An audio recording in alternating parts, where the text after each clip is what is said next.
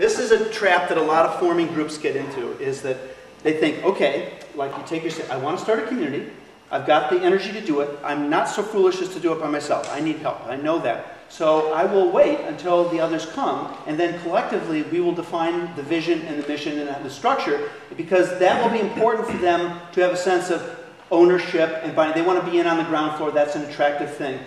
But the problem is you'll never succeed because people have no idea what you stand for. Right. That's the trap. The key is put out the clearest message you can about what you want, and then be as clear as you can about your flexibility. You don't have to be inflexible. If it's negotiable, then negotiate, but don't hide. I mean, don't sell out to get somebody to join you when you really don't join them in that thing. You have to know where your boundaries are and be honest with it. It's like, you know what, you're a great person and this isn't a good fit for us to be in the same project. Right. The universe may be telling you, you know what, this isn't going to work.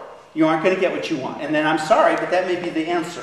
Right. But you might as well know that rather than pretend to try to put the square peg in the round hole. That's not a good match. So I would say, and if they have issues around, oh wow, you're the dictator, you say, no, I have a vision, and I'm trying to inspire, and here's where I'm flexible and here's where I'm not. Join or don't join. And then your actions will tell whether you're a dictator.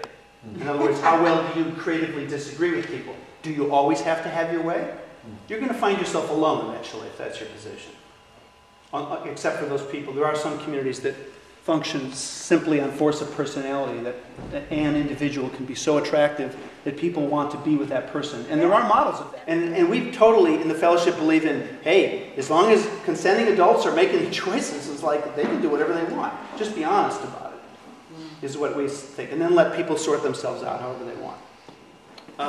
One of the key challenges in communities in general is having a healthy model of leadership in a cooperative setting. And I don't mean the cases that we were just talking about where the group agrees, one person decides.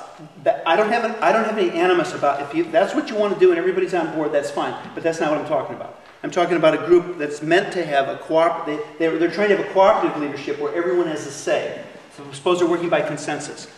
There is a mistaken view, in my view, that consensus or everyone has a say means no leaders.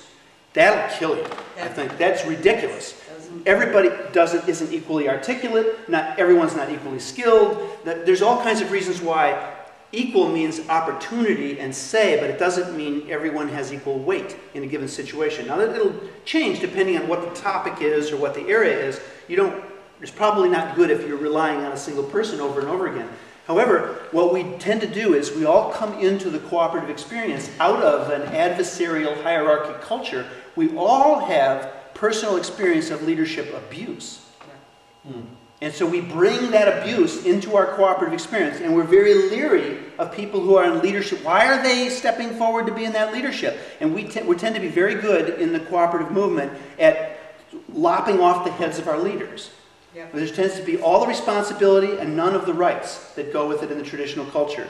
And a lot of groups, so what happens in that environment, if you don't think about it and work on this issue, some do, but I mean, your community experience is not unusual that you're describing, is what they do is then they develop passive leaders who don't become dynamic because the dynamic people get creamed.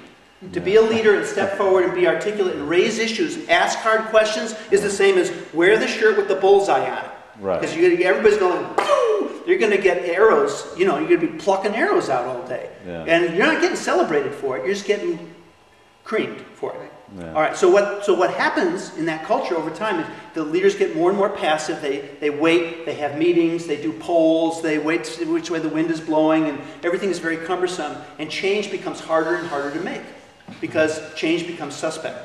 Whereas, ironically, they started with, we're going to create something different, but then the culture becomes, over my dead body. Will that happen again? Right. And it's because, and a lot of it, in my view, my analysis is, they've not solved the leadership question of how do you develop healthy models of cooperative leadership? Because you can't give up the right to criticize the leader. That has to be okay. However, there also has to be a balance of appreciating and supporting the leader when they're operating within what was asked of them and what we want. Right. And the communities tend to be really bad at that. Now, that's a broad stroke, and there's counterexamples, but this is a real challenge in the movement. We will not create dynamic social change in the world unless we solve the problem of how to have healthy models of cooperative leadership. So the challenge that I mentioned at the very beginning around this is that you're going to, what you are celebrating for in the beginning may be something you'll be criticized for later on when you move into the settler phase. So you need to think right from the outset, if I'm going to help start a community, can I make that transition? Can I get myself out of a job in a way that the community is still vibrant, new people have stepped forward, and I can step back? How will I handle transition? So don't go into it without an idea about how you're going to do that latter. Otherwise, you're painting yourself into a corner. And that's not going to be good. Or the other side of it is, and this gets back to the question of screening, think about communication issues. And when you go around and look, one of the things I would look at as a key litmus test, and gets back to the comment over here about the community he's in New York, is how does the community handle power issues? Do they even talk about it?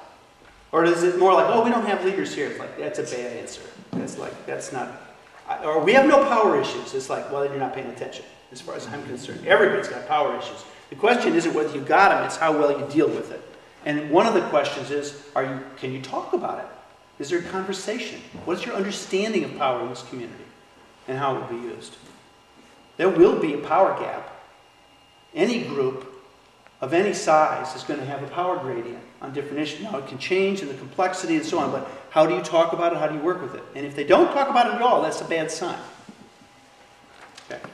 A leader is someone who is inspiring and helps focus energy, and it could be around a leadership. Leadership can show up in the group you're talking about. Who is good at focalizing the conversation, or who's at asking the right question? That's a leadership function. Now, there's also leadership in the sense of someone who energizes the group to take action, or invites it into, like, this is, okay, we've heard it. There's always a choice point when you're making a decision. Have we gathered enough information to act? At what point do we know enough? Because you never know everything. You have to decide, when do we know enough to act? The person who leads the group there's a leadership function to bring them into action. That's a step. I'm not talking about abuse here. I'm just talking that's a need. The group can't just sit around waiting for somebody else to step forward. Somebody's got to take the first step. That's a leadership function. And that can also be around, there's an energy aspect of this. The people who help the group feel together, cohesive, help the flow and the connection, which is different than the decisions and actions. That's also a leadership function. So there's inspiration is a big piece, and sometimes it's through doing, sometimes it's through speaking, sometimes it's through a way of being.